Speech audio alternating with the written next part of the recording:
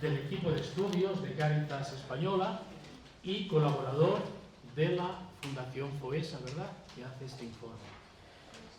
Es graduado en Psicología por la UNED, en Sociología.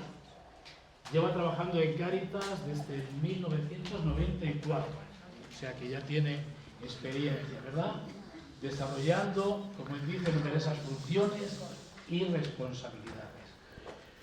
Junto con el equipo del que forma parte, ha participado activamente en todo el proceso de elaboración de este noveno informe de FOESA, tanto en el diseño como en el despliegue de la investigación, en la formulación final y ahora en la difusión del contenido, ¿verdad?, como está haciendo aquí con nosotros. El informe FOESA, como vosotros sabéis, creo sale a la luz cada 4 o 5 años, ¿no?, y constituye una de las radiografías más exhaustivas de la situación social en España.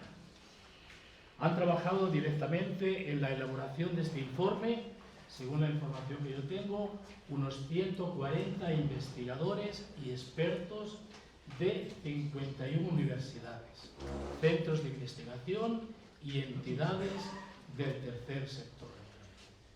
Bueno, pues dentro de todo el abanico que abarca el análisis social de FOESA, Pedro se detendrá en la realidad de las migraciones en España. Bueno, pues Pedro, tienes la palabra. Y gracias de verdad por haber venido. Yo sé que estáis muy liados todos del equipo y has hecho un hueco y un esfuerzo para estar hoy entre nosotros. Muchas gracias a ti, Fernando, y a vosotros y vosotras por invitarnos a este momento, porque de verdad que es un gusto saber que vas a hablar con el público a favor. Especialmente en un tema como el tema migraciones, aunque no es el único, ¿verdad? Pero bueno, en esta ronda de presentaciones que estamos haciendo por ahí, pues a veces te encuentras en situaciones, bueno, pues no demasiado agradables, pero evidentemente, como decía aquel, para esto nos pagan, pero no es el caso, ¿no? El informe, no sé si habéis tenido la ocasión de verlo siquiera en papel, solo tiene 800 páginas, es decir, es un tocho así de gordo. No sabemos, vamos, sí sabemos, pero si el informe es consistente no solo por lo que dice, sino porque si lo dejas de pie no se cae el libro, por lo menos no se cae fácilmente.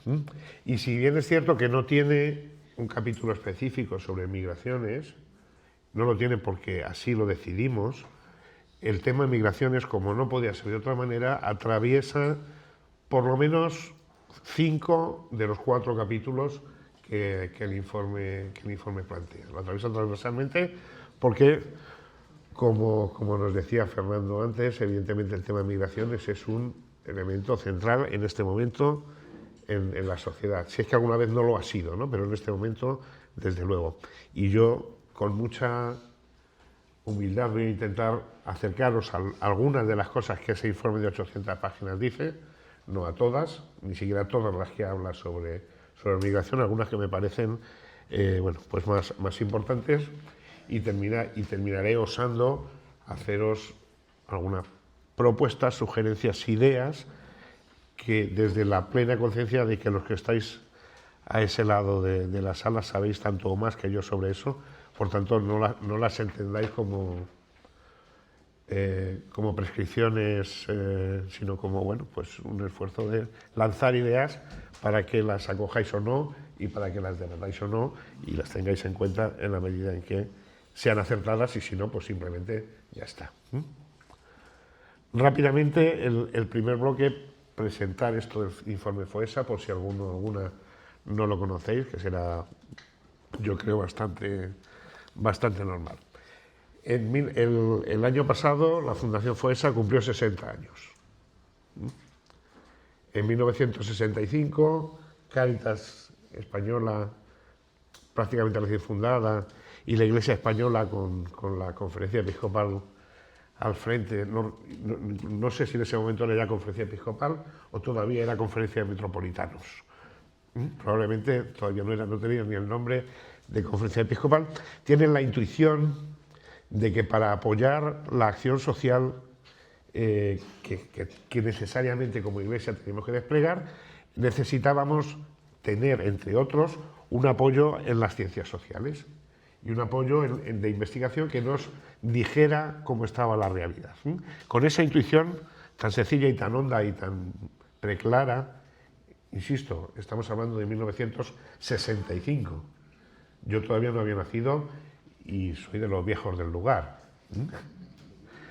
Nace la Fundación FOESA, que a lo largo de su historia pues ha ido desarrollando muchas tareas, pero una de ellas ha sido la elaboración de un informe sociológico de carácter general, ¿no? Esos que tenéis ahí es el recorrido histórico de los informes que han ido saliendo desde el 66, que fue el primero, hasta aquí.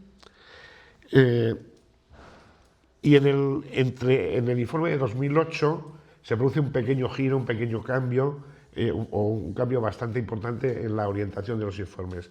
Hasta ese momento son informes de carácter muy general, de carácter muy de análisis de la realidad sociológica de la sociedad española en su conjunto, que suplían una carencia que la Universidad Española ha tenido, que ha sido el desarrollo de la sociología, que ha sido muy tardío y muy lento, pero en ese momento esa función ya la estaban haciendo otros grupos, otros espacios, y además, pues desde la reflexión sociológica de Cáritas y de la acción, emerge la necesidad de darle un giro y, sin dejar de hablar del conjunto de la sociedad española y sus grandes procesos, empieza a poner el acento fundamentalmente en analizar la realidad de la exclusión social, que es un fenómeno que empieza a identificarse más o menos a finales, en los años 90, finales de los 90, primeros de los 2000.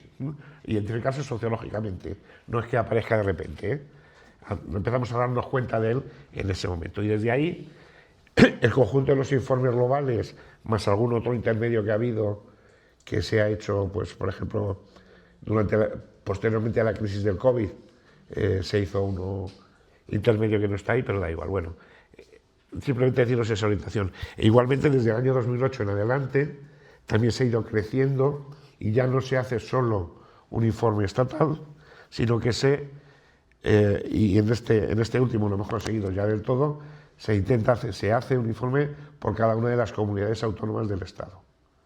Y en esta ocasión incluso también uno específico para Ceuta y otro específico para Melilla. Y tenemos ahí una información muy rica. Como os decía Fernando antes, en este proceso de elaboración han participado 140 investigadores, más otros 40 que han participado en los informes autonómicos de universidades, grupos de investigación, institutos de toda España.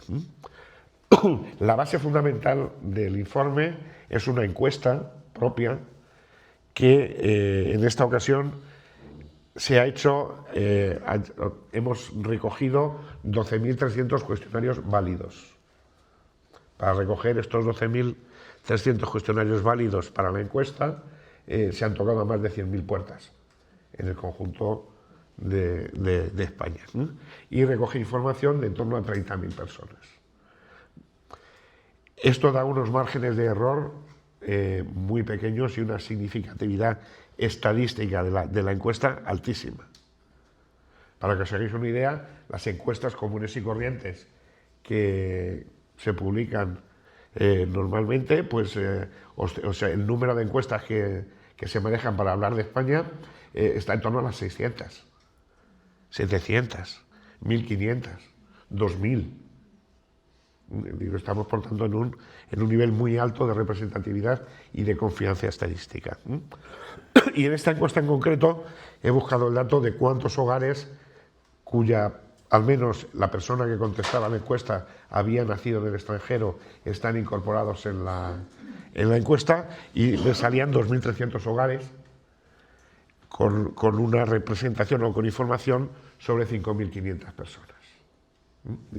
Estamos un poco por poner encima de la mesa también la representatividad de la encuesta en relación al fenómeno migratorio, y que probablemente es de las pocas encuestas que no solo hablan de migrantes, sino que también preguntan a los migrantes sobre lo que pasa.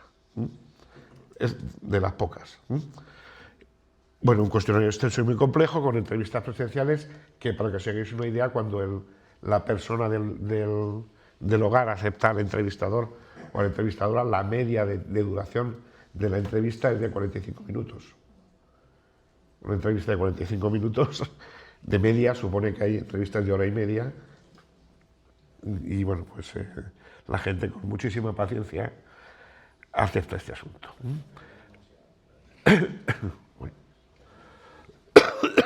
La información contenida en el informe, como os decía, tiene por fuente principal este cuestionario, además de otras fuentes oficiales españolas, europeas y mundiales, que también se tienen en cuenta.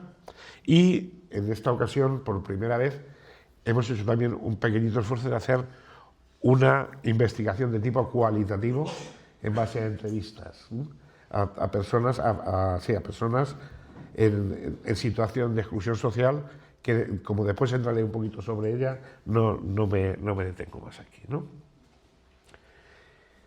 Y simplemente antes de entrar ya en materia, intentar aclarar una cuestión. Cuando en el informe hablamos de exclusión social, no estamos hablando solo ni fundamentalmente de pobreza. Estamos hablando de un concepto que se construye de una manera más compleja. Es un concepto que incluye, ahí tenéis una serie de dimensiones que en la encuesta se miden con una serie de preguntas que nos dan indicadores, tal. En concreto, las dimensiones, que voy a pasar por ya muy rápidamente, las cosas que tenemos en cuenta para determinar si una persona o un hogar está en situación de exclusión social, no es solo la pobreza económica, no es solo la renta del hogar, aunque evidentemente esa es una de las que se tienen en cuenta, ¿no? La dimensión del consumo, es decir, cuáles son los ingresos y en qué medida esos ingresos llegan o no llegan, no son suficientes para el mantenimiento de la familia. Pero también tenemos en cuenta la dimensión del empleo, si se tiene, si no se tiene, de qué calidad o no calidad es el empleo de esa familia. Pero también se tienen en cuenta los elementos que tienen que ver con la vivienda, su tenencia o no tenencia, la calidad o no calidad de la vivienda, las condiciones en las que se tiene, los gastos que eso implican. También se tiene en cuenta la dimensión de la salud, en qué medida las condiciones de salud, el acceso a los servicios sanitarios o no, es otro elemento. También se tiene en cuenta el elemento del nivel educativo y las posibilidades educativas de la familia. También se tienen en cuenta las situaciones de conflicto social que se pueda vivir en el hogar, tanto interno a la familia como de conflicto con el entorno, e igualmente las situaciones de aislamiento, de soledad, de más o menos relación con otras personas, grupos y colectivos, y por último el elemento de la participación política y de la participación social. Con todo este conjunto de cosas se construye el concepto de exclusión social, de modo que cuando en una misma persona o en un mismo hogar se acumulan dificultades en relación a este conjunto de cosas, se acumulan e interactúan además, nos acercamos a la zona de exclusión social o nos alejamos de la zona de exclusión social. Volveré sobre ello después en otra diapositiva para intentar dejarlo un poquito más claro. Simplemente quedarnos con esta idea: el concepto de exclusión social es un concepto complejo, que no se reduce ni se puede reducir solo a tener o no tener ingresos suficientes. De hecho, hay realidades de exclusión social donde el hogar no está en una situación de pobreza.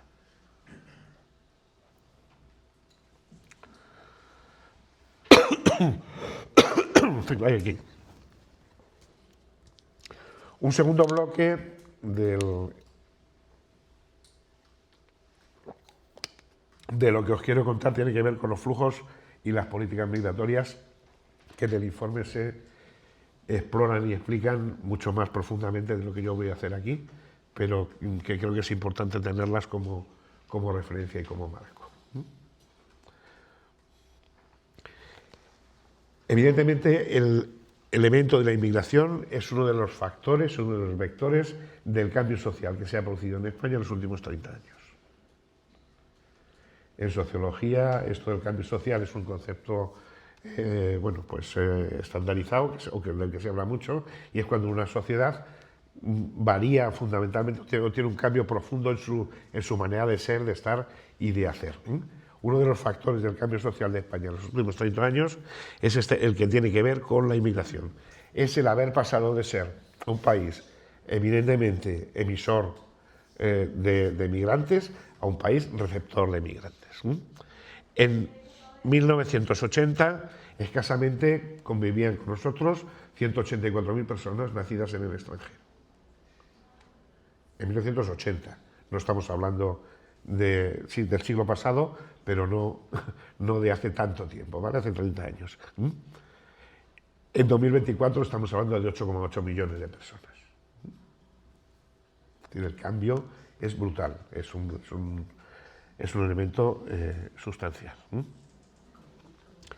La llegada de migraciones ha sido el factor determinante en el proceso de crecimiento poblacional que ha tenido nuestro país. Las barritas azules que veis ahí son la tasa de crecimiento natural, es decir, es el resultado que queda de restarle las muertes a los nacimientos. Y veis que el crecimiento poblacional que se hace a favor de un saldo positivo, es decir, nacen más personas de las que mueren, pues es positivo hasta el año, o positivo, ligeramente positivo, hasta el año 2011, pero a partir de ese momento empieza a ser un crecimiento negativo. Y la barra verde es el saldo migratorio, que es el resultado de restar la gente que entra por la gente que sale. Veis que la evolución del saldo migratorio es lo que ha determinado el crecimiento real de la población, que es esa otra barrita gris, la línea gris que sube. El INE, el Instituto Nacional de Estadística, cada cierto tiempo hace previsiones de demografía, y como os pongo ahí, en 2001, que es la última que se hizo, la última previsión que se hizo, las más pesimistas vaticinaban que para el 2024 íbamos a tener 4,4 millones menos, o sea, íbamos a tener 4 millones menos de la población que realmente tenemos hoy. Es decir, la contribución del fenómeno migratorio ha sido muy importante en cuanto al crecimiento de la población. Llamaron la atención sobre el peso que nuestra sociedad tiene hoy y va a tener en el futuro la gente más joven. La parte de allá es la pirámide de población del año 2005, la parte de acá es la pirámide de población del año 2025. La barrita oscura marca la cantidad de personas nacidas en España, la barrita más clara marca la cantidad de personas nacidas en el extranjero. Bueno, veis cómo la cantidad de personas nacidas en el extranjero se mueve fundamentalmente en las franjas de edad que van, no lo veréis porque está muy chiquitín, casi no lo veo yo ni aquí, pero las franjas de edad va desde la de los 20 a los 65, que es la última grande de las que están rodeadas por el círculo, ¿no? Pero veis ahí cómo, es decir, la proporción de personas jóvenes nacidas en el extranjero es muy importante, y evidentemente en la medida que van pasando los años esa barra se va desplazando hacia arriba, ¿no? Pero bueno, simplemente llamar la atención sobre el peso de gente más joven y lo que eso supone de contrarrestar, aunque no consigue contrarrestarlo ni de lejos, el proceso de envejecimiento de la población española. Y por si algunos creéis aquello de la invasión y demás, uno de los grandes procesos que se están produciendo es un acercamiento paulatino y sistemático de las pautas de fecundidad de las mujeres migrantes. Esta es la estadística del número de hijos por mujer, ¿vale? Que la tenéis arriba desglosada por grupos poblacionales en función del origen de la mujer, y abajo pues agrupada. Nos vamos a quedar por la parte de abajo, ¿no? En España en este momento la tasa de fecundidad es de 1,2 hijos por mujer. La tasa de fecundidad de las mujeres nacidas en España es un poquito por debajo y la tasa de fecundidad de las mujeres nacidas en el extranjero pues no, es 1,3. Es decir, aquello de que vienen aquí con 5.000 hijos y tal, no sé si es bueno o malo, pero desde luego es mentira. Y poco a poco el proceso de integración va haciendo, y no sé, igual, seguramente también por desgracia para la sociedad española, se va confluyendo también en este criterio. Es decir, las mujeres migrantes terminan reproduciendo la pauta reproductiva, nunca mejor dicho, de la realidad española.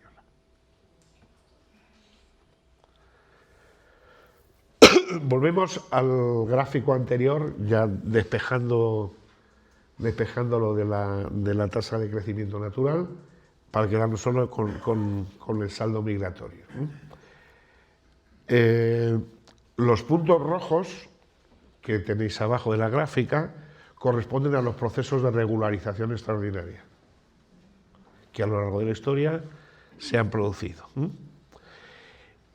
Y veis como el pico, o sea, el pico que conforman las barras tiene dos grandes momentos de caída potente de flujo migratorio, es decir, han llegado muy poca gente o muchísima menos gente que llegó en las épocas anteriores. Si lo cruzamos con los años de abajo, que no veis, pero os los digo yo, el primero de los baches corresponde a la gran recesión económica, corresponde a la crisis de 2008 a 2018, el momento de la burbuja. El segundo gran bache pertenece a la crisis del COVID.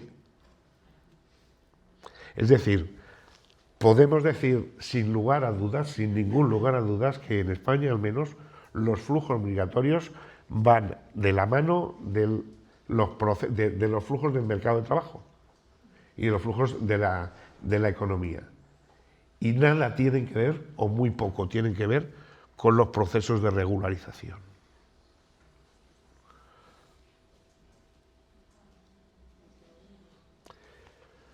Nuestra realidad en cuanto a proporción de población nacida fuera del país comparada con la realidad de los países, de algunos de los países de nuestro entorno, bueno, pues es un poquito superior, pero tampoco para tirar cohetes. En España, en el 25, que son estos datos, hay un 17,3% de población nacida fuera de España. En Francia es el 16,8%. En Alemania, en Francia es el 13,8% y en Italia casi el 11%.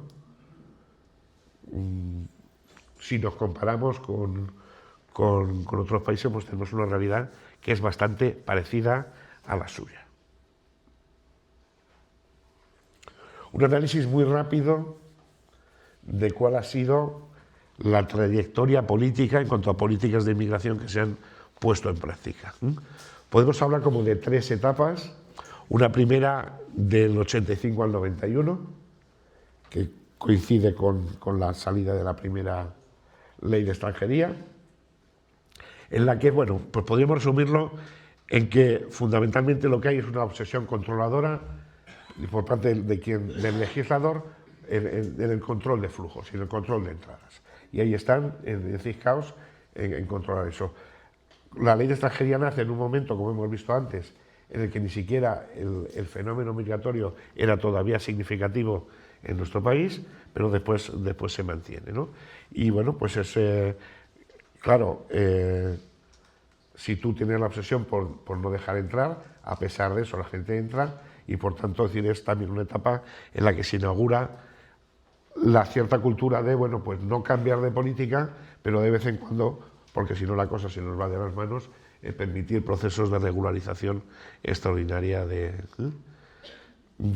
inmigrantes. El prejuicio defensivo está detrás fundamentalmente del diseño de las políticas. Podríamos hablar de una segunda fase que, sin hacer desaparecer del todo ese prejuicio, sí que empieza a virar un poquito, le llamamos la política activa de inmigración, que podíamos, por poner unas fechas, las fechas son arbitrarias, no hay un hito que dice, pues claramente a partir del 1 de 2025, no, son fechas un poquito arbitrarias, pero que marcan tendencias, ¿no? La obsesión transita fundamentalmente hacia el tema laboral y hacia las políticas laborales y de ordenamiento de una población que ya está aquí y que casi se multiplica por 4 con respecto a la etapa anterior, ¿no? Y aquí empezamos a hacer y a hablar de contingentes, traída de inmigrantes con contratos ya prepactados en origen, regulaciones de nuevo y mecanismos permanentes de regularización. El arraigo, la agrupación familiar, etcétera, etcétera. Y por último, una tercera etapa, que podríamos situarla a partir de 2006 hasta este momento, en el que mantenemos el principio rector del mercado de trabajo como lo que orienta las políticas más o menos abiertas o más o menos cerradas, y el comienzo del desarrollo de los sistemas de acogida. Un comienzo muy incipiente, pero empiezan a desarrollarse y a darnos cuenta de que en una buena acogida pues bueno, está la entrada para una más pronta integración. Estos son las obsesiones o los retos o lo que hay detrás de las políticas migratorias. Aquí, evidentemente, el gran hito es el tema de Ucrania y la acogida masiva y nada problemática en general de un contingente muy potente de inmigrantes ucranianos que bueno, pues, han acompañado o están detrás de ese proceso de desarrollo del sistema de acogida, lo cual no quiere decir de la actitud de acogida, ¿eh? Estamos hablando de sistemas, y insisto, cada una de estas fases de desarrollo de la política no supone la superación de la anterior, sino que en cierta medida se mantiene y se prolonga, ¿vale? Pero sí que añade algún énfasis nuevo y distinto. Y por penúltimo, antes de entrar en los datos ya de la encuesta, ¿en qué imaginario social frente a la inmigración nos encontramos? Esto lo conocéis más que de sobra, ¿no? Como decíamos, ocupa un lugar central. En todos los barómetros del CIS la inmigración está en los puestos superiores de los temas que preocupan a los españoles y a las españolas. Si bien es verdad que en esos barómetros apenas hay presencia de inmigrantes que responden, ¿eh? Pero bueno, es uno de los déficits que tiene. ¿Y por qué? Por decirlo suavemente, el tema de la migración es objeto de la conversación política. Evidentemente, el imaginario social tiene una imagen distorsionada del fenómeno migratorio. Fundamentalmente en 4 cuestiones, ¿no?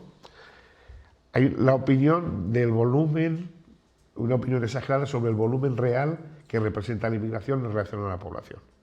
La inmensa mayoría de la gente piensa que en este momento estamos rondando el 30% de inmigrantes entre nosotros. Por visto, andamos en el 17%. Andamos todavía por la mitad, es decir, el fenómeno está distorsionado en cuanto a su volumen. Por supuesto, está distorsionado en cuanto a su composición. La mayoría de la inmigración en este momento en España es de origen comunitario. Hay más ciudadanos comunitarios que ciudadanos extracomunitarios. Bastantes más. No 3 o 4 más. Esa es otra percepción. Aquí están viniendo, sobre todo, de fuera de la Unión Europea. Hay, por supuesto, una imagen distorsionada en cuanto al balance final que resulta entre aportación y prestaciones que las personas migrantes reciben.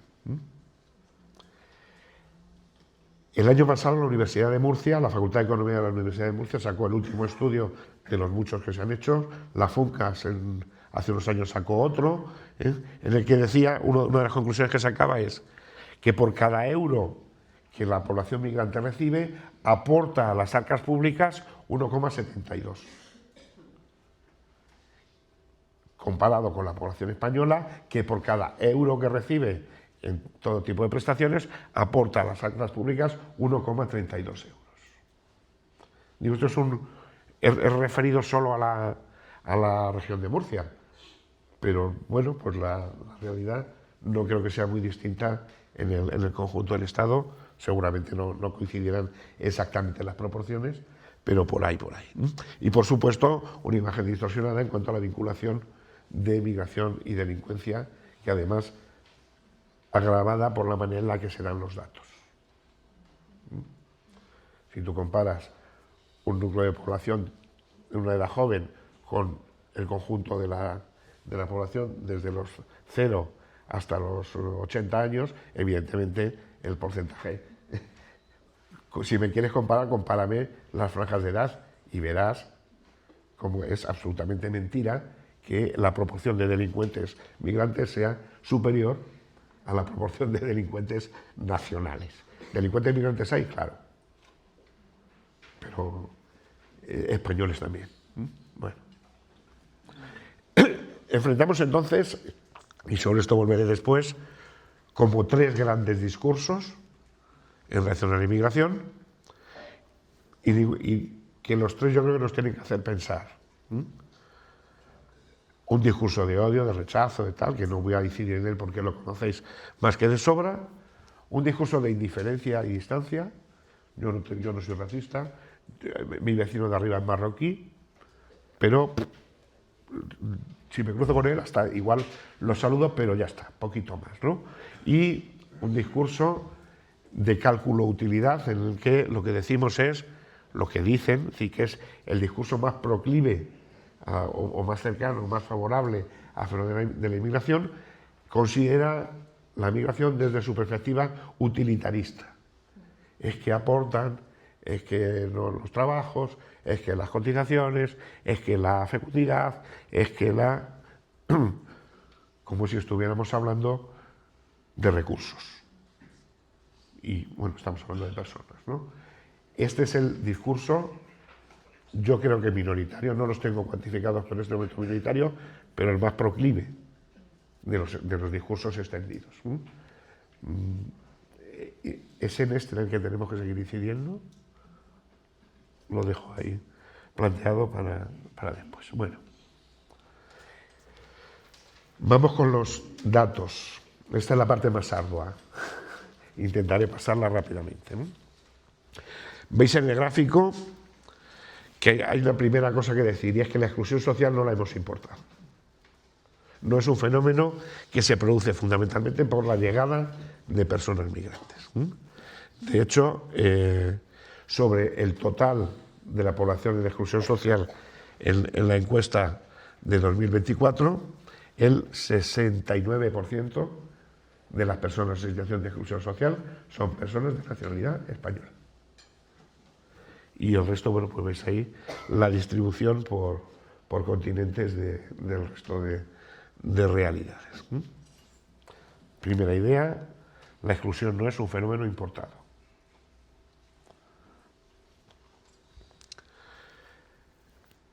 Segunda idea, el hecho de la migración es un elemento importante, o un factor importante para que las personas estén en situación de exclusión social.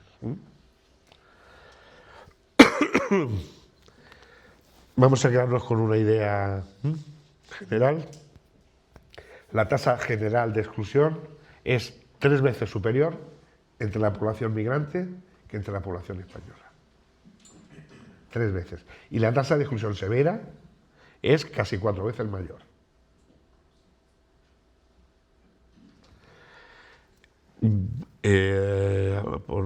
Por verlo en el gráfico. La barrita gris marca la evolución del porcentaje de personas en situación de exclusión social de nacionalidad española y de la Unión Europea 15, que veis está en el 15,3%. Es decir, el 15,3% de las personas nacidas en España o en la UE 12, en la UE 15, están en situación de exclusión social. Sin embargo, esas mismas personas nacidas en otros lugares, su tasa de exclusión es del 47,4%. El 47,4% de las personas nacidas fuera de España o de la Unión Europea están en situación de exclusión social. Claramente, el fenómeno migratorio es un elemento determinante o uno de los elementos fundamentales para estar en situación de exclusión social. Con el elemento de la irregularidad como el factor clave y determinante para que ese porcentaje sea tan salvaje, ¿no?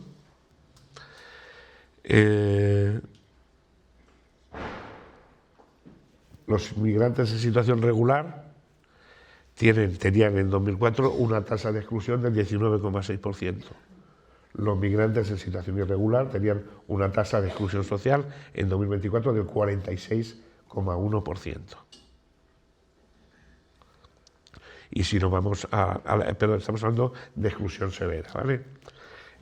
Cuando hacemos la distribución de la población en función buscando la exclusión social, es que esto no lo he terminado de explicar antes, igual os estáis liando ahora, porque no lo he dicho. Dividimos la realidad en 4 grandes zonas. La zona de integración plena, que es aquella en que las personas y familias no tienen ningún tipo de las problemáticas que la encuesta busca. La zona de integración precaria, donde ya hay algunas, más o menos graves y con poca interacción. La zona de exclusión moderada o de exclusión, que ya la cantidad y la relación entre los indicadores es muy alta, y la zona de exclusión severa, donde aquello es un auténtico desastre y la cantidad de elementos de esa espiral que veíamos antes que afectan a la misma familia es terrorífica, ¿no? Y además con unas interacciones fuertes, no solo cuestión de cantidad, sino de interacción. Hay, por ejemplo, situaciones de exclusión social en la que la cantidad de indicadores que determinan la posición no son muchos. Recuerdo un caso, por ejemplo, pues una mujer que ejercía la prostitución y que en su hogar recibía malos tratos físicos. Solo daba positivo en 2 de los 37, pero jolín, que 2. La capacidad de incidir y de interrelacionarse entre solo esos 2 situaban a ese hogar claramente en la situación de exclusión severa. Al margen, que no era el caso, ¿no? Pero al margen de que con la prostitución ganara mucho dinero. Que insisto, en ese hogar no era el caso, ¿no? Pero sí que estaba en el límite del umbral de la pobreza. Eso es que estuvimos haciendo, no sabemos quién es, pero con los datos de su cuestionario reconstruyes la historia de vida. No, ni idea de quién es, porque no lo podemos ni lo debemos saber. Otro elemento que nos aparece en la encuesta es cómo entre las personas migrantes está creciendo la sensación de ser discriminados. La cantidad de personas que en 2018 en exclusión decían sentirse discriminados, que están en exclusión, ha crecido del 12,8 al 20,7. Y igualmente, de la población de exclusión severa ha crecido del 21,4 al 26,3. Esta es una pregunta subjetiva. Se le pregunta a la persona, ¿usted se ha sentido discriminado? Si no, ¿y por qué? Si no, ¿por qué? Por mi nacionalidad, mi raza, o sea, mi etnia o mi aspecto, están aquí incluidos en este porcentaje que además crece. Y un elemento que a veces le damos como demasiada naturalidad. Tú dime cómo voy, vamos bien, ¿no? Como que le damos demasiado por supuesto, pero jolín, a mí me llama poderosamente la atención, ¿no? Tenemos como muy normalizado que tenemos a un montón de vecinos y vecinas absolutamente fuera del consenso básico que construyen los sistemas democráticos, que es una persona, un voto. hay un montón de gente que no puede votar. Digo eso por ir al elemento más racional, porque no son españoles. Bueno, esta tasa no manifiesta eso, sino manifiesta la exclusión en la participación política, que incluye la participación asociativa. ¿Vale?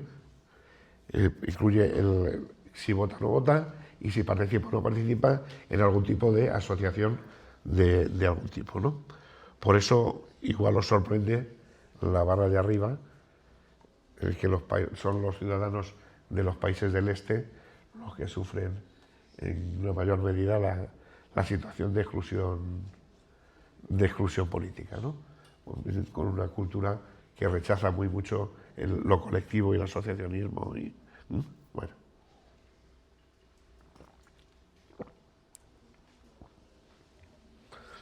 El estigma se hereda. 2 datos. La probabilidad de estar en pobreza severa es 4 veces mayor entre niños, niñas y adolescentes nacidos en el extranjero que entre los nacidos en España. Y la tasa de riesgo de pobreza es 2,7% más alta si uno de los progenitores ha nacido fuera de la Unión Europea.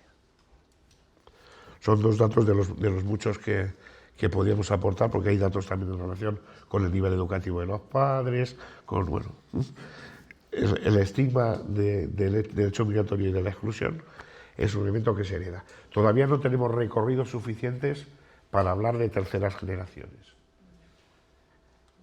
Pero mucho me temo que cuando lo tengamos, estos datos van a seguir confirmándonos que la herencia va más allá de la segunda generación, incluso. Porque con la población española pasa. Y si con la población española pasa, seguramente pasará también con el migrante. Persiste el mito también, y nos enfrentamos a él, de la pasividad de las personas en situación de exclusión social, igual que el mito de la pasividad de las personas, de las personas migrantes.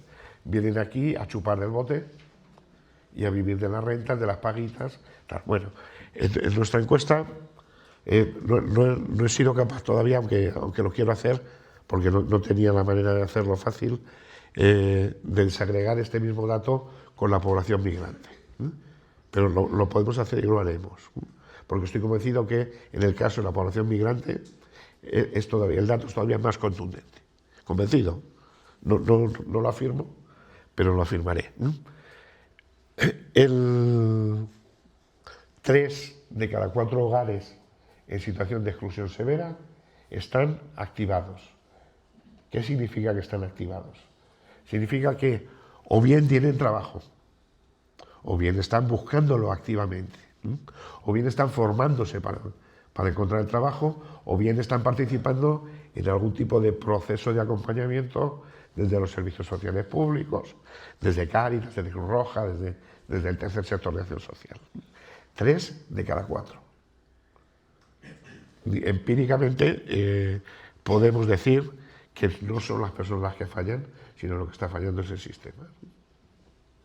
Ese dibujo que veis ahí es un dibujo de Fano, que igual le conocéis algunos y algunas, que es un amiguete de Málaga que hace ilustraciones muy chulas, ¿no? Y es una ilustración pues un poco de esta situación en la que la gente está nacido de la expresión de una persona concreta, tiene la sensación de estar en una rotonda sin salida.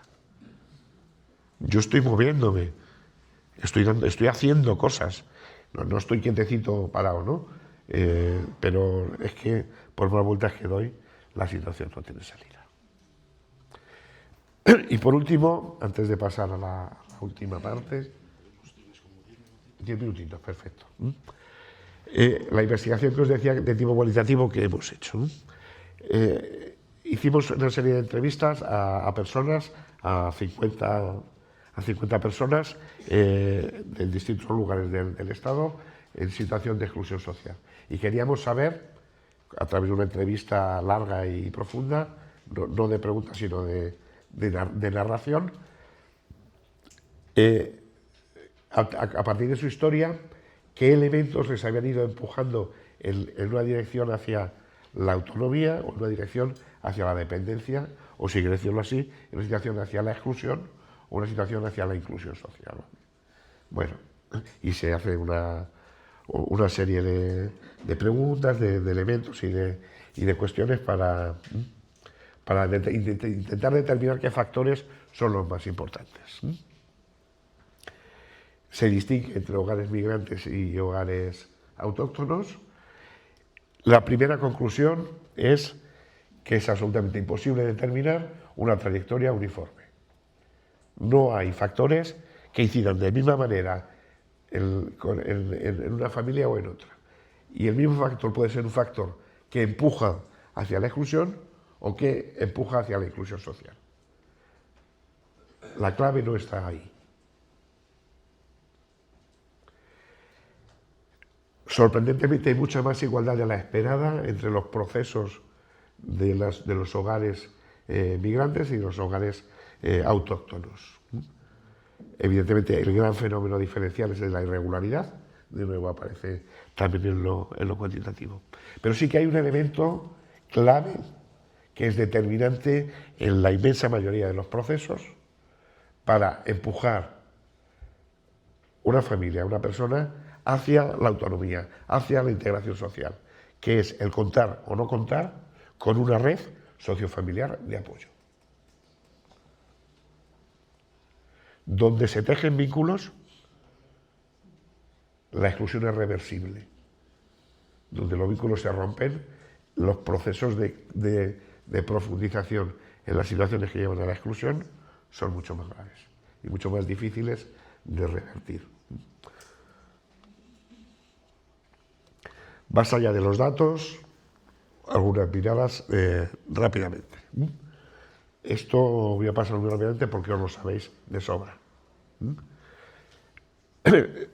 Tenemos que mirar la realidad desde esta perspectiva, que es la que ilumina toda la enseñanza social de la Iglesia, es el punto de partida original, que es la dignidad inalienable y absoluta de las personas, de todos y de cada una, porque somos hijos e hijas de Dios, lo cual nos convierte en hermanos. Esta lectura de la dignidad inalienable de la persona y la dignidad absoluta nos lleva a decir dos cosas. Esta dignidad no puede hacer distinciones. No hay distinción que valga. Porque las personas somos fines, no instrumentos.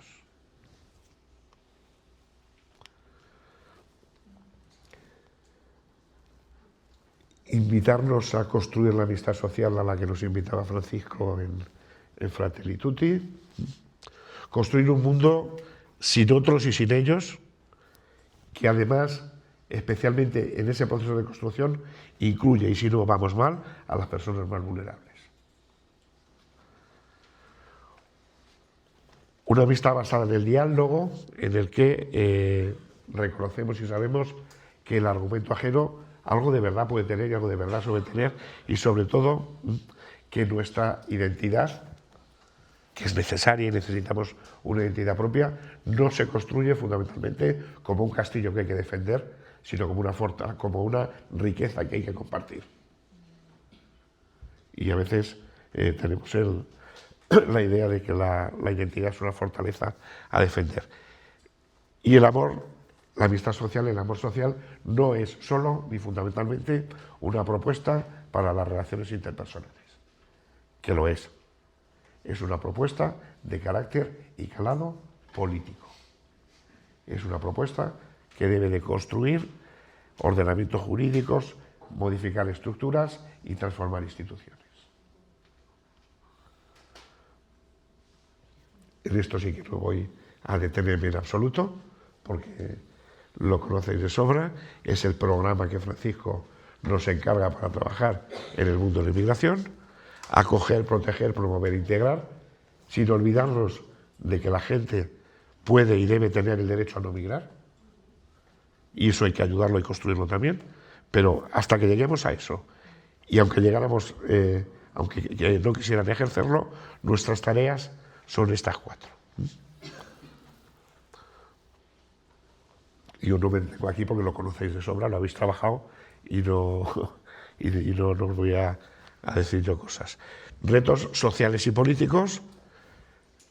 En primer lugar, situar en el centro de la política migratoria la integración, la inclusión, que ahora mismo no lo está. Hemos visto en el recorrido de las obsesiones políticas que la integración no está, o como mucho es la última parte, allá algo a lo que no sé, ni se le da importancia, ni se le destinan recursos, ni importancia. Y para acompañar políticamente adecuadamente el nuevo ciclo migratorio en el que estamos, o colocamos la integración en el centro o no vamos a ser capaces de desplegarlo, ¿no? Desarrollar ambicioso y transversal, consolidar el sistema de acogida, no solo reaccionando ante las emergencias que nos podemos ir encontrando, con itinerarios claros, bueno, que vayan además más allá de lo puramente laboral. Los procesos de acogida y de integración deben de hablar de vivienda, de salud, de educación, de participación, todo ese conjunto de elementos, ¿no?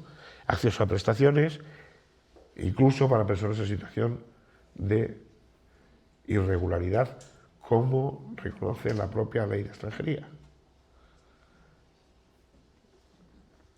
En su artículo 47 me parece recordar, pero no me hagáis mucho caso al nombre del artículo, ¿no? Hay que superar los enfoques defensivos y funcionalistas de los que hablábamos antes. Necesitamos renovar la narrativa sobre inmigración, superando eso que decíamos de que es que está bien que estén porque nos aportan. Bueno, está bien que estén porque yo no soy nadie para cuestionar dónde tiene que estar o no estar una persona. Porque está bien que haya personas, pues vale, pues ya está, pero hasta ahí. Y construir unos centros inclusivos y, por supuesto, resistir la tentación de proyectar sobre los migrantes, como sobre cualquier otro colectivo, las frustraciones y las injusticias y los descontentos que como sociedad vivimos todos y todas. Y termino formulando muy rápidamente algunos retos, no ya al conjunto social, sino directamente a la comunidad cristiana. Creemos que debemos de conseguir que, como los pobres, los migrantes, se sientan en la iglesia como en su casa. Eso significa que tenemos que abrir la puerta a la persona. Si queremos hacer realidad aquello de los Hechos de los Apóstoles que decían, mirad cómo se aman, ¿no? Pues para eso hay que hacer dos cosas. En primer lugar, amarnos, y en segundo lugar, tener la puerta abierta para que lo puedan ver. Si nos encerramos a amarnos, mira, va a ser que no vamos a evangelizar. Aprovechar el potencial de religiosidad que la inmigración trae consigo, si lo trae, y si no lo trae, el potencial humano, que ese seguro que sí que lo trae, también para aprenderle. No hay proceso de integración si no hay interacción, cambio y compartir. Aprovechar, cambiar nuestro chip de hacer para ellos, para hacer con ellos. Esto es muy importante, a mi modo de ver. Cuidemos nuestros espacios de forma que sean acogedores. Si metemos a alguien que no cree en un museo de imágenes barroco, de imaginería barroca, que a veces los espacios de nuestras parroquias es, pues mirar, por decir solo eso, o por no hablar de la cutrez de algunos de los espacios en los que pretendemos que la gente venga, ¿no? Bueno, acciones multiculturales de relación y encuentro, por favor, cuanto menos cosas solo para migrantes hagamos, mejor. Porque los migrantes están en un barrio, en un lugar donde hay otras personas que también podrían participar prácticamente del mismo proceso, con alguna pequeña cosa que igual no. Ejercer la caridad política, no nos olvidemos de eso.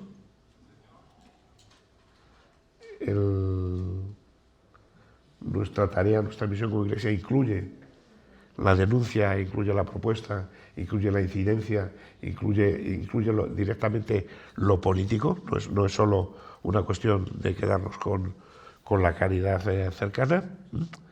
Y el último reto, retomando esto que decíamos de lo trascendente que es para los procesos de inclusión social, el contar o no contar con una red sociofamiliar de apoyo. Aquí tenemos mucho que hacer y es que lo tenemos muy fácil porque esto es gratis. Hacer amigos es gratis. Establecer relaciones es casi siempre gratis. No hace falta ser licenciado en psicología para hacerse amigo de alguien, para cogerle, para saludarle, para tomarse un café, no. Bueno, hasta aquí. Muchas gracias.